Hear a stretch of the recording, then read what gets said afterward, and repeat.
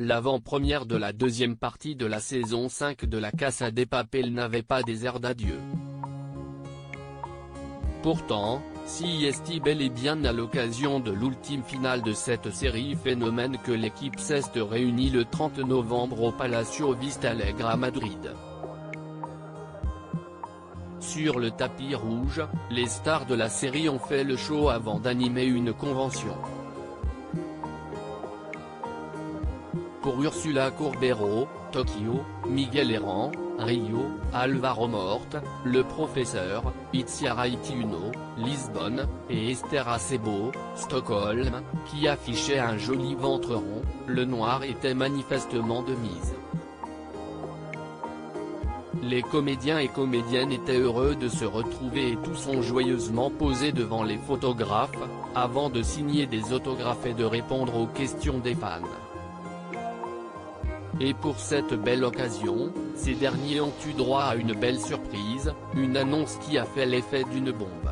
En effet, durant la cérémonie, les acteurs ont révélé devant des milliers de fans qu'un spin-off de la série verra le jour en 2023 et sera disponible sur la plateforme Netflix.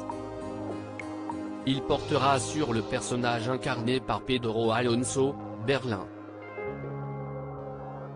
Le comédien de 50 ans était d'ailleurs présent le 30 novembre dans la capitale et était visiblement heureux de retrouver sa comparse Naya Nimori, alias Inspecteur Alicia Sierra. On a pu également retrouver le beau Jamie Laurent qui joue Denver et qui est devenu papa pour la première fois tout récemment, Lucas Perros alias Marseille, Belen Cuesta qui prête ses traits à Manille, José Manuel Toga, Gandia, méconnaissable avec sa barbe, ou encore Fernando Caio qui campe le colonel Tamayo, Orvik Keuchkerian, Bogota, Darko Peric, Helsinki, et Enrique Ars, Arturo Roman. Lors de cette réunion, certains protagonistes manquaient à l'appel comme Alba Flor, Nairobi, et Rodrigo de la Serna, Palerme, alors que des anciens ont fait le déplacement, à l'instar de Paco Tous et Roberto Garcia Ruiz, qui jouaient Moscou et Oslo dans les premières saisons. La partie 2 de la saison 5 de La Casa de Papel sera disponible dès le 3 décembre sur Netflix.